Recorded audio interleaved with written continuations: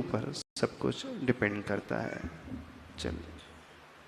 अहमदाबाद से श्री निशा जी जन जिज्ञासा रखती हैं, पूज्य गुरुदेव के श्री चरणों में त्रैवार नमोस्तु। हे गुरुवर, एक युवक ने आईआईटी में टॉप करने के बाद ये बयान दिया कि मैंने 10 लक्षण के दिनों में ऑफलाइन रहा, ये मेरी सबसे बड़ी शक्ति रही। गुरुवर, यह सोशल मीडिया पर खूब वायरल हुआ। कृपया बताएं कि क्या आत्मसंयम और ध्यान जैसे मार्ग वास्तव में करियर में बनाने में मदद करते हैं या ये केवल साधु संतों के लिए ही उपयुक्त हैं? कृपया गुरुवर समाधान करें। नमोस्तु।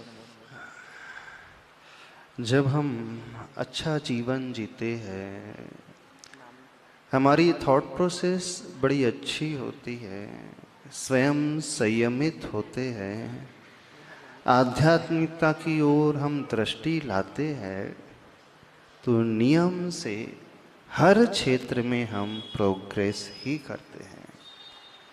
बात चाहे कैरियर की हो, बात चाहे स्पिरिचुअलिटी की हो, बात चाहे आत्मिक शांति की हो, बात चाहे रिलेशनशिप्स की हो, बात चाहे व्यवहार की हो, कोई भी क्षेत्र की बात क्यों ना हो।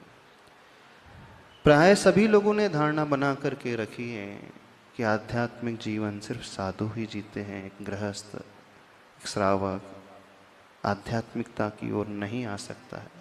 ये बिल्कुल सही धारणा नहीं है। आध्यात्मिक जीवन बहुत बड़ा हुआ नहीं होता है।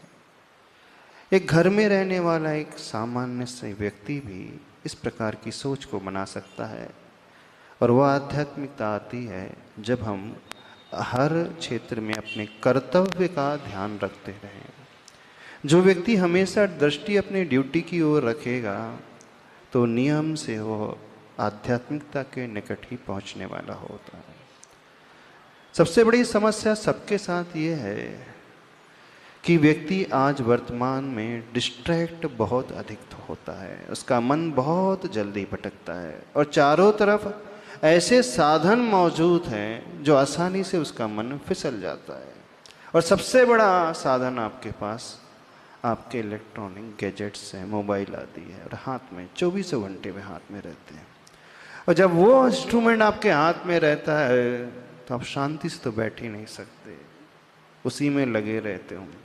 और थोड़ा सा अपने मन को खींच करके अपने आप को ऑफलाइन कर लेते हो तो जानते हो आप क्या पाते हो?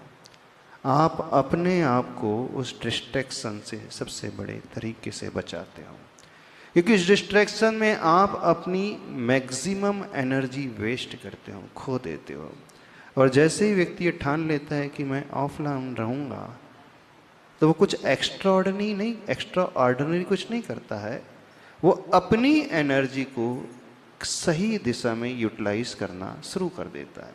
शक्ति हमारे पास है, सबके पास शक्ति है, बस होता ये है जब जब हम डिस्ट्रैक्ट होते हैं तो अपनी उस शक्ति का दुरुपयोग करते हैं, अथवा अनायास ही आदतन व्यक्ति नीचे की ओर बहता चला जाता है।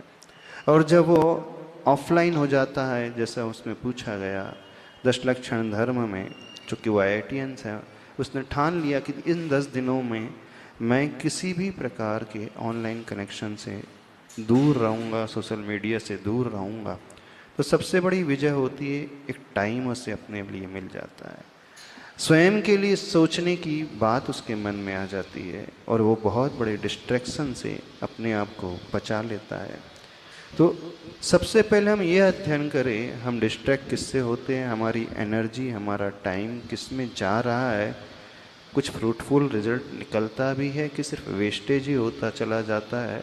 तो जो व्यक्ति ये अध्ययन करेगा, एनालिसिस करेगा और इस प्रकार से अपने समय को और एनर्जी को बचाने की कोशिश करेगा, तो नियम से वो कैरियर फील्ड में भी बहुत आगे बढ़ेगा और अपने जीवन में भी, लाइफ में भी, पर्सनल लाइफ भी उसकी बहुत सुंदर हो जाएगी। ये अपनी एनर्जी को हम अपने लिए ही यूटिलाइज करना शुरू करते हैं, लेकिन ये तब संभव होता है जब हम अपने बारे में सोचना शुरू करते हैं। और ये सोचने की भी बात तब आती है जब व्यक्ति इस भाग दौड़ भरी जीवन शैली से थोड़ा सा विश्राम लेता है, उसे लगता है एकांत में रहता है, शांत रहता है, तब वो उसके मन में कुछ विचार पैदा होते हैं कि नहीं, मेरा सारा समय ऐसे ही जा रहा था, अब कुछ अच्छा करके दिखाना। बेंगलुरु से रजत जी जैन जिज्ञासा रखते हैं,